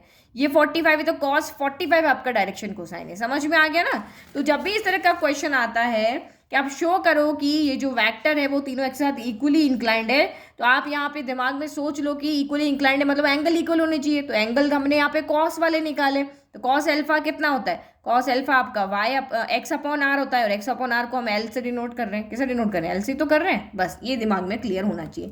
तो यहाँ हमें क्या करना है, हमें एक्चुअल में डायरेक्शन कोसाइंस ही निकालने हैं। ठीक है, तो वही एक्स वाई जेड लिख दिया, वही हमने फॉर्मूला लिख दिया। अब आर क्या होगा, आर यहाँ पे होगा मैग्नीट्यूड, मैग्नीट्यूड किसका, गिवन वेक्टर का। तो यार मैं क्या हो जाएगा, X square plus Y square plus Z square, क्योंकि एक्स वाई जेड तो हमें पता है, आर ही तो निकालना है, आर जो भी वेक्टर आपको गिवन है उसका मैग्नीट्यूड। तो ये कितना हो जाएगा, one square one square one square, तो ये आपका वन प्लस वन हो गया, यानी कि रूट कितना हो गया, 3 हो गया। अब निकालो, तो L equal to X upon L कितना आपका एक्स अपॉन आर है, तो एक्स की वैल्यू 1 है, आर की वैल्यू √3 है। फिर एम निकालो, एम कितना होता है, वाई अपॉन आर होता है, वाई की वैल्यू 1 है, आर की वैल्यू √3 है। एन कितना है, तो जेड अपॉन आर है, जेड की वैल्यू 1 है और आर की वैल्यू √3 है। तो आप देखो डायरेक्शन सबके, यानी एल का मतलब क्या है, कॉस एल्फा, कॉस एल्फा भी 1/√3, तो एंगल में वैल्यू निकालोगे तो आपको एंगल पता चल जाएगा 1/√3 में ना। फिर कॉस बीटा भी इतना रहा, कॉस गामा भी इतना रहा, तीनों एंगल सेम है, इसका मतलब ये तीनों एक्सिस के साथ में इक्वली इंक्लाइंड है। तीनों मतलब कि वो जो हमारा ये वेक्टर है ना, वो तीनों एक्सिस के साथ में इक्वली इंक्लाइंड है। ठीक है, तो फाइनल आंसर चलो लिखना है, since the direction cosines are equal, तो vector A is equally inclined to O X, O Y and O Z. Question number 15, find the position vector of the point R which divides the line joining two points P and Q whose position vectors are this and this respectively in the ratio 2:1। तो मैंने आपको introduction video में बताया था कि internally section formula बताया था ना, इंटरनली एक्सटर्नली डिवाइड करता है, तो वो मैं एक बार आपको समझा देती हूँ। यहाँ पे देखो है ना, ये सेक्शन फॉर्मूला था कि ये पॉइंट P है, ये पॉइंट Q है, ये ओनली पॉइंट है, पॉइंट के कोऑर्डिनेट होते हैं ना, उनके वेक्टर्स नहीं होते हैं। तो OP जो वेक्टर कब होंगे, जब इनिशियल पॉइंट होगा और टर्मिनल पॉइंट होगा। तो ये आपको सेम यहाँ पे ये कह रहा है कि find the position vector of a point R, इसका पोजीशन वेक्टर हमें निकाल करके बताना है ना। Joining two points P and Q, आपके यहाँ पे क्या है, 2 पॉइंट्स है, तो हम इनको पोजीशन वेक्टर में चेंज कर दें, क्योंकि आपको क्या दिया हुआ है, यहाँ वेक्टर गिवन है, तो ये चीज़ आप समझना है ना। तो OP एक पोजीशन वेक्टर हमें दिया हुआ है, जिसकी वैल्यू आपको यहाँ पे दी हुई है। OQ आपको एक पोजीशन वेक्टर दिया हुआ है, जिसकी वैल्यू भी आपको यहाँ पर दी हुई है। अब आपको यहाँ पे कह रहा है कि दो कंडीशन दी है, एक बार R आपका इंटरनली डिवाइड कर रहा है और एक बार R आपका एक्सटर्नली डिवाइड कर रहा है। तो आप OR का पोजीशन वेक्टर निकाल करके बताओ, पोजीशन वेक्टर R का पोजीशन वेक्टर क्या होगा, यहाँ पे OR होगा, ये हमें निकाल करके बताना। ठीक है, तो R जब अंदर है तो फॉर्मूला कैसा होगा, जैसे 1:2, 2:1, जैसे भी जो भी आपको दिया हो, इधर वाले का इधर वाले वेक्टर से, इधर वाले का इधर वाले वेक्टर से मल्टीप्लाई और डिवाइड बाय m+n, जो पुराना सेक्शन फॉर्मूला था वही है। और एक्सटर्नली में क्या होता है, यहाँ पे सिर्फ बीच में माइनस आ जाता है ना। तो ये चीज़ आप यहाँ पे ध्यान रखना है। इसमें क्या याद रखने की बात है वो मैं करूँगी जब आपको सॉल्व करेंगे तब बताएंगे। अभी आप सिर्फ यहाँ पे समझो, OP एक पोजीशन वेक्टर है, पहला पॉइंट P ना, जिसका ये यहाँ पे आ गया I cap plus 2J cap minus K cap. OQ एक और पोजीशन, Q बाद में, तो ये चीज़ें याद रखना, वरना गड़बड़ कर दोगे आप सॉल्व करने में, फॉर्मूला आते हुए भी है ना, इधर का उधर मत लिख देना। और एक R पॉइंट यहाँ पर है, जिसका पोजीशन वेक्टर हमें निकाल करके बताना है, इसका इधर है, इसका इधर है, OR का हमें निकालना है। और ये 2:1 रेशियो में इसको क्या कर रहा है, डिवाइड कर रहा है, कौन, R पॉइंट। फिर से पढ़ो क्वेश्चन को, find the position vector of point R which divides the line joining two points P and Q whose position vector respectively in the ratio 2:1। तो 2 यहाँ मत लिख देना, क्योंकि P Q को वो 2:1 में डिवाइड करा है, तो P के पास 2 आएगा, इसके पास 1 आएगा। ये सेक्शन फॉर्मूला में छोटी छोटी बातें हैं, बट आपको ध्यान रखनी है। अगर आपने 2:1, क्योंकि P Q कहा है, तो P की तरफ वाला इधर आएगा, Q की तरफ वाला इधर आएगा। आपने अगर इसको 1:2 कर दिया, आपका आंसर क्या हो जाएगा, रॉन्ग हो जाएगा।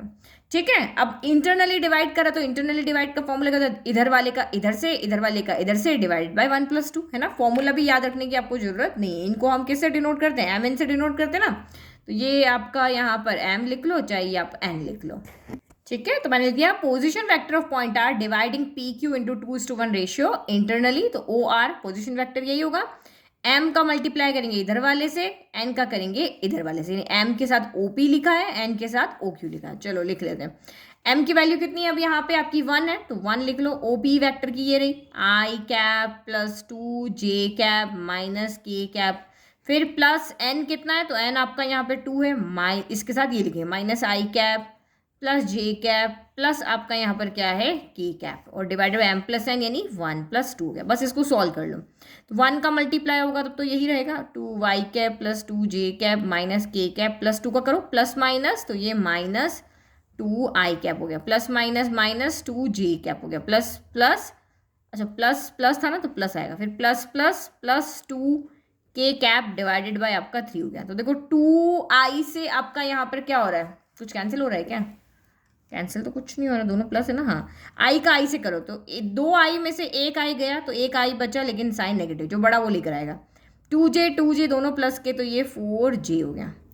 माइनस के 2k में से एक k गया तो एक ही k बचा, लेकिन प्लस का साइन आएगा क्योंकि 2 बड़ा, और डिवाइड बाय आपका 3 हो गया। तो ये आपका अब पोजीशन वेक्टर का है, तो पोजीशन वेक्टर की फॉर्म में लिख लो माइनस का 1/3 आई कैप प्लस का 4/3 जे कैप प्लस का 1/3 के कैप हो गया। तो ये आपका आंसर आ गया कि भाई आर जब उसको इंटरनली डिवाइड कर रहा है तो ओ आर का पोजीशन वेक्टर ये है।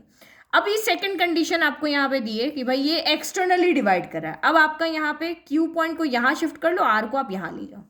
कैसे, देखो पी क्यू को अब हम छोटा बनाते हैं, ये पी है ये क्यू है, ये तो पॉइंट्स है, इनके पोजीशन वेक्टर बना लेते हैं। ये आपका ओ क्या है, यहाँ पे ओरिजिन है, तो ये ओ पी वैक्टर हो गया, ये आपका ओ क्यू वैक्टर हो गया। अब आप इस लाइन को थोड़ा और आगे बढ़ाते जाओगे। अगर आप बढ़ाओगे तो आर पॉइंट जो है वो उसको यहाँ आके एक्सटर्नली डिवाइड करेगा। क्या करेगा? एक्सटर्नली डिवाइड करेगा। ये समझो, ये फिगर नहीं समझोगे आप गड़बड़ करोगे। अब ये आर पॉइंट जो है वो पी क्यू को 2:1 रेशियो में डिवाइड कर रहा है, तो 2 कौन सा हो जाएगा? ये बड़ा वाला हो जाएगा 2, और 1 आपका यहाँ पे कौन सा होगा? तो ये आपका यहाँ पर क्या हो जाएगा? 1 हो जाएगा, क्योंकि आर पॉइंट जो है वो पी क्यू को 2:1 रेशियो में, ये 2 है, ये पूरा 2 है, और ये पूरा यहाँ पर 1 है, इस रेशियो में ये डिवाइड कर रहा है।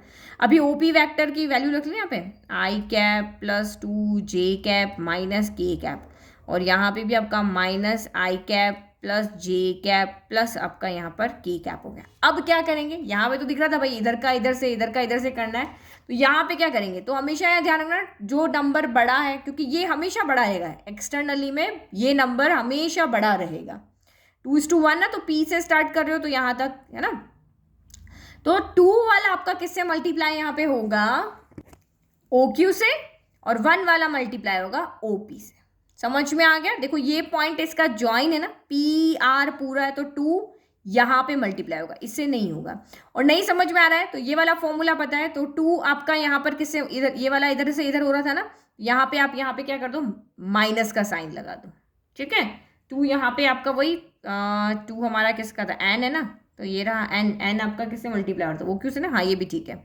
तो लेकिन आप फिगर समझ के करोगे तो बहुत इजी है कि भाई 2 हमारा इससे मल्टीप्लाई होगा, पी आर से स्टार्ट हो रहा है ना, 2 किसका है? पी से आर तक है, ये पी से आर तक है, तो पी ना आना चाहिए ना आर आना चाहिए, तो ओ क्यू आना चाहिए, तो ये यहाँ पे फॉर्मूला हो जाएगा, ठीक है। प्लस में आपके कोई गड़बड़ नहीं होगी, बट यहाँ पे बड़ा पहले आना चाहिए और छोटा बाद में आना चाहिए, वरना आंसर आपका चेंज हो जाएगा।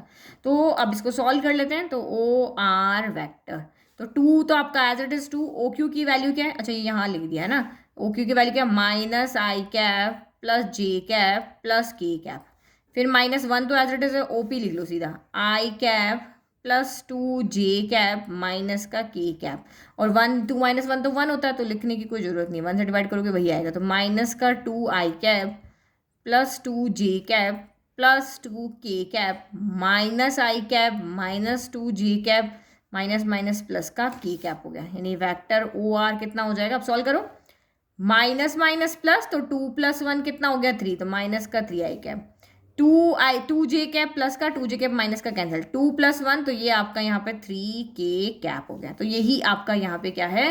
Position vector of R dividing P Q externally in the ratio 2:1। समझ में आ गया? तो जो समझाने की मेन बात थी, क्योंकि ये इजी है क्वेश्चन, ऐसा कुछ नहीं है बहुत मुश्किल है, लेकिन आपको ये पता होना चाहिए कि किसका किससे मल्टीप्लाई करना है। प्लस वाले में तो कर लिया आपने, इधर का इधर से, इधर का इधर से, बट माइनस वाले में आप ध्यान रखना। नाउ क्वेश्चन 16 देखो। क्वेश्चन 16 आपको कह रहा है find the position vector of the mid point of the vector joining the points P and Q. तो देखो जब मिड पॉइंट की बात आती है तो एक सिंपल हम देखते हैं ना, अभी ये पॉइंट हमारा पी है, ये पॉइंट हमारा क्यू है, इन दोनों को ज्वाइन करने के पर एक यहाँ पे मिड पॉइंट ले रहे हैं हम आर, ठीक है, मिड पॉइंट ले रहे मीन्स आर इसको किस रेशियो में डिवाइड करा, 1:1 में। तो आपको इस आर पॉइंट का पोजीशन वेक्टर निकालना, पोजीशन वेक्टर का मतलब यहाँ पे ओ आर हमें निकालना है। तो ये ओ पी भी आपका पोजीशन वेक्टर होगा पी का, ये ओ क्यू का, तो हम इसी तरह से लिखते हैं ओ पी फिर ओ क्यू फिर ओ आर। तो ये आप किससे निकालोगे, जब ये रेशियो की बात आती है तो हम यहाँ पे क्या करते हैं, सेक्शन फॉर्मूला ही लेते हैं। और मैंने आपको इंट्रोडक्शन पढ़ाया था तब भी बताया था ये वाली चीज़, ये देखो कि अगर m इक्वल टू n होता है तो यही फॉर्मूला, क्योंकि इसमें तो पॉसिबल ही नहीं है, एक्सटर्नली में तो पॉसिबल ही नहीं है कि ये दोनों इक्वल आ जाए, इंटरनली में ही पॉसिबल है। जब आप अंदर से डिवाइड कर रहे हो तो किस, यहाँ से डिवाइड करो, यहाँ से ये मिड पॉइंट बन सकता है ना, यहाँ तो हमेशा एक बड़ा एक छोटा ही रहेगा। तो ये क्या हो जाएगा, आपके mn 1 हो जाएंगे, तो vector a plus vector b divide by आपका यहाँ पे 2 हो जाएगा। लेकिन उसके लिए हमें सबसे पहले क्या चाहिए, OP पोजीशन वेक्टर चाहिए, यानी कि एक वेक्टर उसका चाहिए, हमें पॉइंट्स नहीं चाहिए, हमें उसका एक वेक्टर चाहिए। P के कोऑर्डिनेट क्या है, 2 3 4 है, Q के कोऑर्डिनेट क्या है, 4 1 -2 है, और O के कोऑर्डिनेट क्या है, 0 0 0 है। पोजीशन वेक्टर तो हम कहाँ से निकालते हैं, 10.1 में पढ़ा था ना, ऑरिजिन से ही निकालते हैं। तो आपको पहले जो ये पॉइंट आपको दिया हुआ है उसको वेक्टर में चेंज करना पड़ेगा, यानी OP निकालना पड़ेगा, फिर आपको OQ निकालना पड़ेगा। जब OP एंड OQ निकाल लोगे तब आप यहाँ पे रेशियो 1 1 रख करके इसको सॉल्व करके और OR यानी कि R का पोजीशन वेक्टर निकाल लोगे, ठीक है। तो let the mid point of PQ B R। Now सबसे पहले पोजीशन वेक्टर निकाले P का, पहले वाला क्वेश्चन है लेकिन वेक्टर ना दे करके पॉइंट्स दिए हुए हैं। तो कितना हो जाएगा, x2 - x1, तो ये स्टार्ट हो रहा है तो यहाँ x1 y1 z1 होंगे, यहाँ खत्म हो रहा है तो x2 y2 z2 होंगे। तो 2 - 0 2i कैप, 3 - 0 3j कैप, 4 - 0 तो 4k कैप हो गया। तो ये आपका क्या हो गया, OP पोजीशन वेक्टर। नाउ अब आप यहाँ पे OQ निकालो, पोजीशन वेक्टर ऑफ Q। तो ये कितना हो, 4 - 0 ऑब्वियसली 4i कैप आएगा, अब 1 - 0 1 j कैप हो जाएगा, -2 - 0 -2 k कैप हो जाएगा।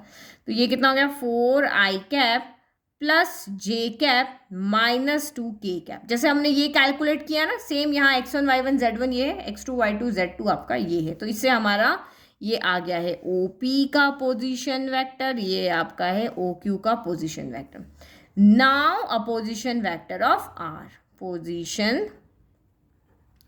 Vector of R। तो पोजीशन वेक्टर ऑफ R को हम कैसे डिनोट करेंगे, OR से। तो ये क्या आएगा, R मिड पॉइंट है तो फॉर्मूला लगेगा, फॉर्मूला क्या लगेगा, vector A plus vector B upon 1 + 1 यानी 2 हो जाएगा, यानी m + n कर दो, m + n हमारे this multiply by this multiply by this. तो ये हमारे पास फॉर्मूला है। mn यहाँ से हटा दिया, यहाँ mn की वैल्यू क्या, 1 1 हो गई, करो वैल्यू पुट। तो वेक्टर A हम इसको ले लेते हैं OP को, तो ये हो गया 2i, ऐड करने में कोई जरूरी नहीं किसको आगे किसको पीछे रखो, प्लस 4k कैप हो गया। फिर प्लस B वेक्टर, तो 4i cap plus j cap -2k cap हो गया, डिवाइड बाय 2 हो गया। 2 + 4 तो 6i कैप, 3 + 1 तो ये आपका 4j कैप हो गया, 4 - 2 तो ये आपका 2k कैप हो गया, डिवाइड बाय 2। ऊपर से आपका 2 कॉमन आ रहा है, या 2 से सबको डिवाइड करो, 2 3 2 की टेबल में 6 आएगा 3 टाइम, 2 की टेबल में 4 आएगा 2 टाइम, 2 की टेबल में 2 आएगा 1 टाइम, ये k कैप हो गया, यानी कि OR। ये OR का हमने पोजिशन वैक्टर निकाला, ईजी, ठीक है। चलो next question. Now question number 17, important question. Show that the points A, B, C with position vectors this and this respectively form the vertices of a right angle triangle। अब देखो ये आपको क्या कह रहा है, ना आपको पॉइंट नहीं दिया, आपको पोजीशन वेक्टर दिया है, और A, B, C 3 पॉइंट है, तो हम इसको 3 कोऑर्डिनेट के अंदर है ना, मतलब 3D के अंदर है, तो इसको आप फिगर से समझोगे तो बहुत अच्छे से समझ में आएगा, ठीक है। तो ये हमने यहाँ पे ले लिया, ये x ले लिया, ये y ले लिया, ये z ले लिया। अभी A कोई पोजीशन वेक्टर, तो A पोजीशन वेक्टर मतलब OA होगा, यानी कि एक उसका पोजीशन वेक्टर की बात आती है तो समझ लो कि एक इनिशियल पॉइंट एक टर्मिनल पॉइंट है। तो ये मैंने यहाँ पे ले लिया OA, ठीक है, ये पोजीशन वेक्टर है A का। एक पोजीशन वेक्टर है आपका यहाँ पे B, तो मैंने यहाँ से यहाँ तक ले लिया B, और एक और है आपका यहाँ पे C, तो मैंने यहाँ से यहाँ पे ले लिया, ये पोजीशन वेक्टर है C।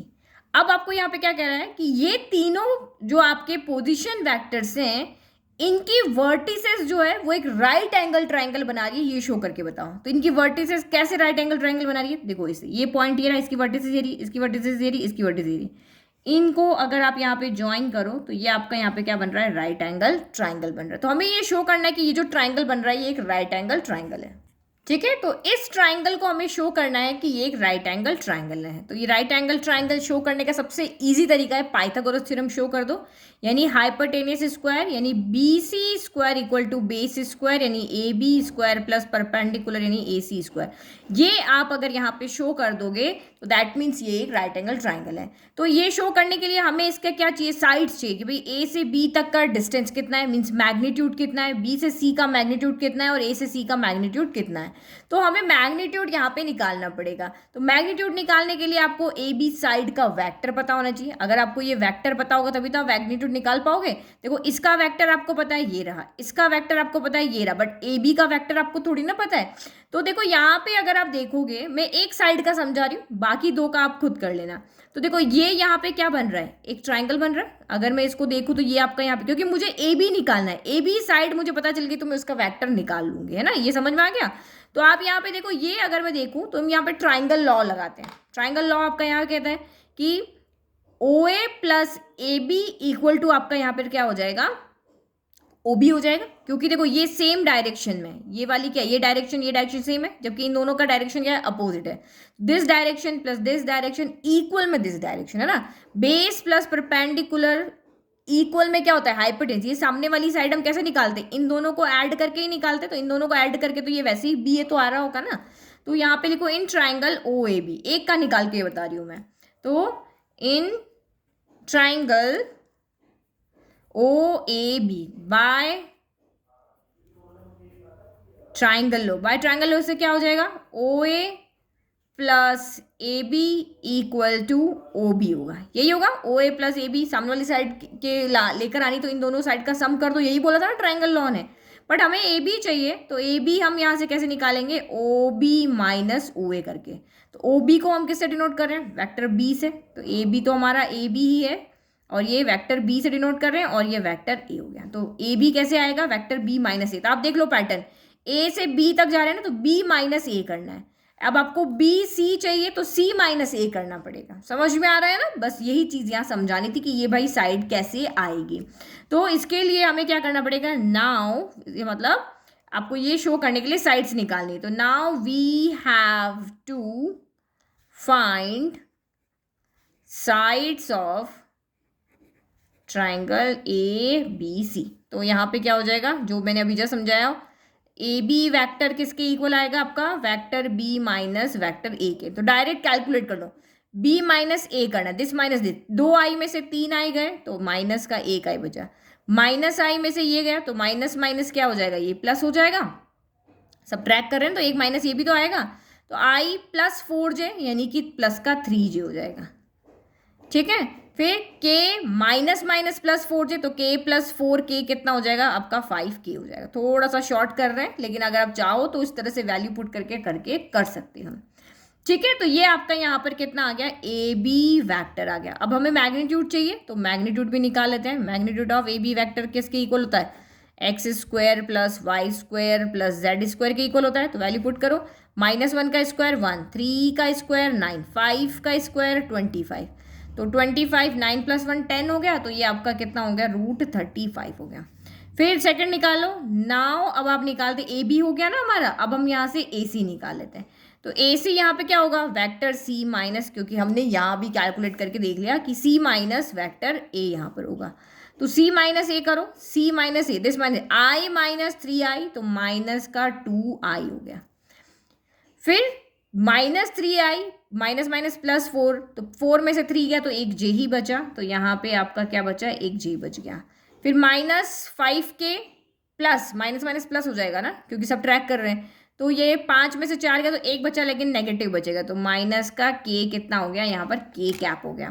तो अब इसका भी हम मैग्नीट्यूड निकाल लेते हैं। तो वो कितना होगा, √-2 का स्क्वायर 4, 1 का स्क्वायर 1, -1 का स्क्वायर भी 1। तो ये आपका कितना हो गया, √6 हो गया। फिर अब आप यहाँ पे ए बी हो गया, ए सी हो गया। अब आप यहाँ से निकालो बी सी। तो ये हमारा बी सी कितना हो जाएगा, बी सी यानी सी पहले आएगा, सी माइनस बी हो जाएगा, vector C minus vector B हो गया।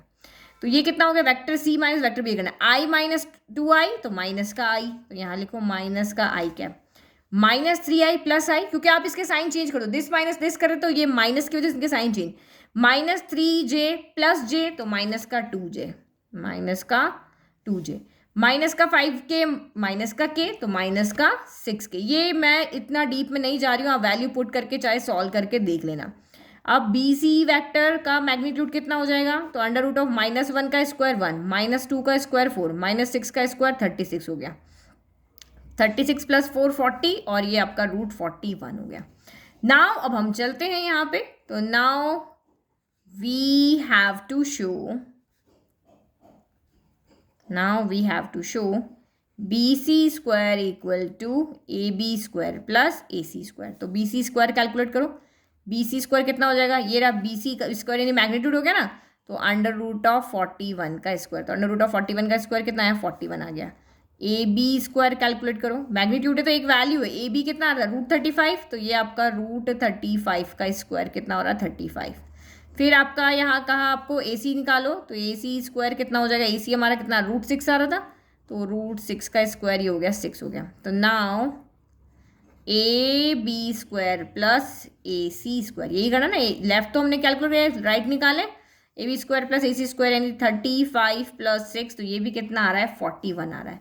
तो आप यहाँ से क्या देख रहे हो, ये एल एच एस है, ये आर एच एस है, दोनों आपस में इक्वल है, ये बी सी स्क्वायर ये रहा, ये आपका ये रहा, तो यहाँ पे क्या लिखोगे, here L H S is equal to R H S, तो hence triangle ABC is right angled, ABC is right angle triangle, ये हमारा एक राइट एंगल ट्राइंगल है। इजी था ना, ऐसा कुछ भी नहीं था कि आपको नहीं समझ में आया, जो कैलकुलेशन की बहुत इजी थी, क्वेश्चन आपको यहाँ पे समझ में आ गया। पॉइंट आपको दे रहे हैं, पॉइंट कोऑर्डिनेट्स होते हैं जो हम ग्राफ में प्लॉट करते हैं, लेकिन पोजीशन वेक्टर होता है तो वो ओरिजिन से काउंट होता है, आपको 10.1 में पढ़ाया था ना, तो ये इस तरह से आपको फिगर बनाना समझ में आ गया, तो क्वेश्चन बिल्कुल भी आपके लिए टफ नहीं है। क्वेश्चन 18-19 ऑब्जेक्टिव है, in triangle ABC which of the following is not true. भाई हमें बताना है कौन है जो ट्रू नहीं है। देखो ये आपको क्या दिया हुआ है, ट्राइंगल दिया हुआ है, तो ऑब्वियसली यहाँ पे क्या लगेगा, ट्राइंगल लॉ लगेगा। अब ट्राइंगल लॉ क्या कहता है, ये देखो ये इधर जा रही है, ये इधर जा रही है, that means A B vector plus B C vector equal में, ये वाले वैक्टर क्या होता है, दिस प्लस दिस होगा, यानी इक्वल में ए सी वैक्टर। एक चीज़ हम यहाँ से ये लिख सकते हैं, ठीक है, लेकिन यहाँ पे तो इक्वल में कहीं पे ए सी है ही नहीं, तो इसका मतलब इसको उधर भेजना पड़ेगा, तो हम जो कर सकते हैं वो भी हम कर रहे हैं। A B vector plus B C vector, ये उधर जाएगा तो माइनस का ए सी वैक्टर हो जाएगा इक्वल टू 0, ठीक है। अब एक काम यहाँ पे और कर सकते हैं, जो ए सी वैक्टर है वो हमारा minus of C A vector के इक्वल होता है। अगर आप यहाँ पे डायरेक्शन चेंज कर दे तो साइन आ जाएगा ना, प्लस का माइनस हो जाएगा, तो इसकी जगह हम ये वैल्यू रखें तो ये आपका यहाँ पे क्या हो जाएगा, A B vector plus B C vector minus A C की जगह माइनस का सी ए वैक्टर लिखा इक्वल में 0 वैक्टर, है ना, तो ये आपका माइनस माइनस प्लस हो जाएगा, तो इससे हम ये भी लिख सकते हैं, है ना। जो अगर आप बी सी को सी ए करोगे तो यहाँ नेगेटिव आ जाएगा, इस तरह से आप यहाँ पे कर सकते हो। अब जो हम कर सकते थे वो हमने यहाँ पे देख लिया, अब हम अपने आंसर बताते हैं। देखो A B plus B C plus C A equal to 0, तो देखो A B plus B C plus C A equal to 0, ये ट्रू है, ये आपका यहाँ पर क्या है, ट्रू है। इसने कहा नॉट ट्रू कौन सा है, A B plus B C minus A C, तो देखो A B plus B C minus A C equal to 0, तो ये भी आपका यहाँ पर ट्रू है। अभी दोनों आपके ऑप्शन सेम है, देखो A B plus B C minus A C, A B plus B C minus A C, ये रॉन्ग है, यहाँ पे सी ए आना चाहिए, क्या आना चाहिए, यहाँ पे सी ए आना चाहिए, ठीक है। तो A B plus B C minus C A, तो A B plus B C minus C A तो है ही नहीं, प्लस का सी ए है यहाँ पे, तो ये आपका यहाँ पे क्या है, नॉट ट्रू है। और फिर ये वाला ए बी सी ए तो है, देखो ए बी है सी ए है, लेकिन बी सी की जगह क्या है, माइनस का सी बी है, तो यहाँ हम कर सकते हैं, यहाँ पे हो सकता है बी सी वैक्टर के अगर आप डायरेक्शन चेंज कर दोगे तो माइनस का सी बी हो जाएगा, तो यहाँ पे पुट कर लोगे तो क्या हो जाएगा, A B minus C B plus C A equal to 0 vector, तो ये भी आपका यहाँ पर ट्रू है। तो मतलब ऑप्शन सी है आपका कि भाई ये हमारा नॉट ट्रू है, ये हमारा ट्रू नहीं है, ठीक है, क्योंकि आप यहाँ पे क्या देख रहे हो, ये वाला ट्रू है, इसमें आपका ये वाला ट्रू क्यों नहीं, आपको समझ में आ गया ना, क्योंकि सी ए, अगर आप ए सी को सी ए करोगे तो ये पॉजिटिव हो जाएगा। चलो next, if vector A and vector B are two collinear vectors, ये हमारे क्या है, कोलिनियर। कोलिनियर वेक्टर्स आपको पता है ना क्या होते हैं, कि जो वेक्टर, ये हमारी एक लाइन है एल, अगर इसके पैरेलल बहुत सारे वेक्टर्स हैं, हाँ ना, ये इसके क्या होने चाहिए, किसी एक पर्टिकुलर लाइन के ये वेक्टर्स क्या होने चाहिए, पैरेलल होने चाहिए, चाहे मैग्नीट्यूड कुछ भी हो, चाहे उसका डायरेक्शन कुछ भी हो। ये मैंने एक बड़ा सारा ले लिया सी, है ना, चाहे ये सेम डायरेक्शन में मैंने यहाँ पे ले लिया डी, तो ये सारे वेक्टर इस लाइन के पैरेलल है, तो इन वेक्टर्स को हम कोलिनियर कहेंगे। ये सब एक दूसरे के क्या होने चाहिए, पैरेलल होना चाहिए। तो देखो फर्स्ट यहाँ पे है, if vector A and vector B are two collinear vectors then which of the following are incorrect. इसमें से झूठ कौन सा स्टेटमेंट है जो सही नहीं, पूरी तरह से सही नहीं है ना, आधा सच आधा झूठ नहीं, बिल्कुल इनकरेक्ट होना चाहिए। तो देखो B vector equal to lambda A vector, ये मैंने आपको अभी इंट्रोडक्शन में ही दिखाया था और अभी क्वेश्चंस में भी दिखाया था कि हमें जब दो वेक्टर को कोलिनियर शो करना होता है तो हमारे पास दो तरीके होते हैं कोलिनियर शो करने के लिए। एक तो आप यहाँ ये शो कर दो कि vector B equal to lambda A vector या vector A equal to lambda B vector, या उनके जो रेशियोज होते हैं, डायरेक्शन रेशियोज जो है उनको प्रोपोर्शनल शो कर दो। दो तरीके हमारे पास यहाँ पे कोलिनियरिटी शो करने के, या तो ये कर दो या इनके डायरेक्शन रेशियोज है ना इनको प्रोपोर्शनल शो कर दो। ये वाला डायरेक्शन रेशियोज को आप क्या कर दो, प्रोपोर्शनल शो कर दो किसी एक इक्वल, ये हमने किया हुआ है ना। तो यहाँ पे ये वाला तो बिल्कुल सही है कि अगर आप बी स्केलर को लैम्बडा ए स्केलर के लिए लिख पा रहे हो तो ये दोनों वेक्टर आपके कोलिनियर है, ठीक है।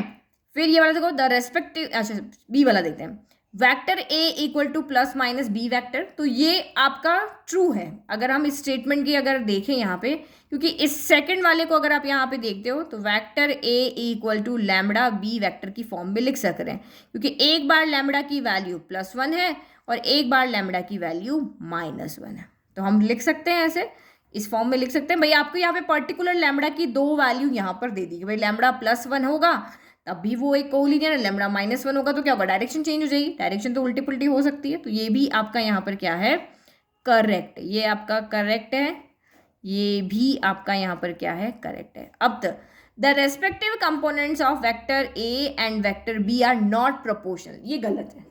ये रेस्पेक्टिव कंपोनेंट्स जो है ना वेक्टर ए और वेक्टर बी के, ये क्या होने चाहिए, प्रोपोर्शनल होने चाहिए, तभी ये आपका यहाँ पे कोलिनियरिटी शो होगी। तो ये स्टेटमेंट आपका यहाँ पर क्या है, इनकरेक्ट है, ठीक है। Both the vectors A and B have same direction but different magnitude. अब यहाँ देखो both vector A and B, मैं इसका भी सेम डायरेक्शन कर देती हूँ, ठीक है, इसका भी मैंने सेम कर दिया। दोनों के डायरेक्शन तो सेम है बट मैग्नीट्यूड डिफरेंट है, तो क्या वो दोनों वेक्टर कोलिनियर होंगे? यस, वो हो सकते हैं। हमारे यहाँ पे हो सकते हैं कि भाई मैग्नीट्यूड चाहे उनके अलग अलग हो लेकिन डायरेक्शन उनका सेम है, बट एवरी कंडीशन के लिए ट्रू नहीं है। देखो अगर मैं इसको बी बना लूँ या इसको बी बना लूँ, इसका डायरेक्शन मैं इधर कर देती हूँ, है ना, डी को, इसको मैं बी बना लूँ, दोनों, या ए को सी से, दोनों के डायरेक्शन सेम है, मैग्नीट्यूड डिफरेंट है। लेकिन अगर मैं यहाँ एक और बना लेती हूँ जिनका डायरेक्शन सेम है लेकिन मैग्नीट्यूड भी यहाँ पर क्या है, सेम है, तो ये स्टेटमेंट पूरी तरीके से सही नहीं है। क्यों नहीं सही है? कि वो दोनों वेक्टर कोलिनियर वेक्टर कहलाएंगे जिनके डायरेक्शन तो सेम होने चाहिए बट मैग्नीट्यूड डिफरेंट होने चाहिए। तो जरूरी थोड़ी ना मैग्नीट्यूड सेम भी तो हो सकते हैं, यहाँ पे मैग्नीट्यूड क्या हो रहे हैं, सेम हो रहे हैं। ये आपको एग्जैक्ट डेफिनेशन कह रहा है कि ये पूरी तरीके से रॉन्ग भी नहीं है लेकिन पूरी तरीके से सच भी नहीं है। तो सच जो होता है उसको 100% ट्रू होना पड़ता है। तो ये एक कंडीशन है कोलिनियर होने की लेकिन एक डेफिनेशन नहीं है, ये एक डेफिनेशन नहीं है, ये आपकी एक डेफिनेशन है। ये अगर आप पीछे बुक के अकॉर्डिंग आंसर देखोगे ना तो उन्होंने सिर्फ इसी को यहाँ पे करेक्ट बताया, इन तीनों को उन्होंने इनकरेक्ट बताया, क्योंकि ये एक पर्टिकुलर डेफिनेशन को डिफाइन नहीं करे कि सिर्फ लैम्बडा की वैल्यू क्या ये 2 ही हो सकती है और नहीं हो सकती क्या, लैम्बडा की वैल्यू 2 हो सकती है, वो कोई भी रियल नंबर हो सकती है। तो इसीलिए उन्होंने पीछे इसको भी इनकरेक्ट बताया, ठीक है, क्योंकि इसमें से आपको वो ढूंढना है जो एग्जैक्ट डेफिनेशन को मैच करा, जो एग्जैक्ट डेफिनेशन को मैच करता हुआ करेक्ट स्टेटमेंट यही है।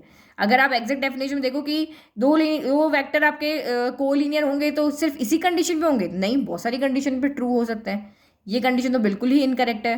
और यहाँ पे ये जो वाली कंडीशन है A and B have same direction लेकिन मैग्नीट्यूड डिफरेंट होने चाहिए, तो नहीं, मैग्नीट्यूड सेम भी हो सकते हैं, क्योंकि ये पूरा सच नहीं है इसीलिए हम इसको भी इनकरेक्ट कह रहे हैं ना, कि ये डेफिनेशन के लिए ये थोड़ी सी बात कह रहा है, हमारे पास बहुत सारी बात है।